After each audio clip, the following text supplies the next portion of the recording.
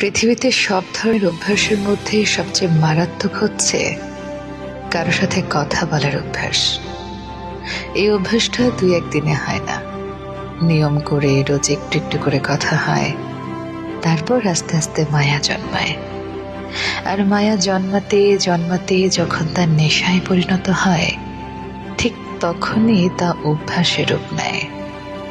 এই যে কারোর সাথে কথা বলার যে অভ্যাস আপনার অজান্তেই সৃষ্টি হয়, আপনার ভালো থাকার সম্পূর্ণ নিয়ন্ত্রণ আপনি হারিয়ে ফেলবেন। তখন কথা হওয়ার মুহূর্তে হঠাৎ কথা না হওয়া আপনাকে আরো চরম ডিপ্রেশনে ফেলে দিবে।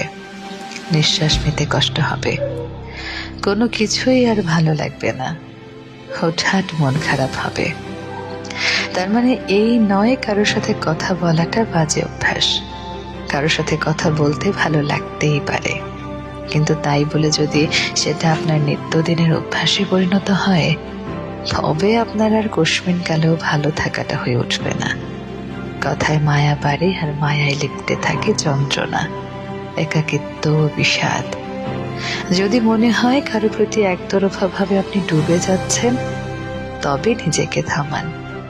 নিজেকে ততটুকুই নিয়ন্ত্রণে রাখুন যতটুকু নিয়ন্ত্রণে রাখলে হুট করে কথা বন্ধ হয়ে গেলেও অন্তত নিজেকে নিঃস্ব মনে হবে না।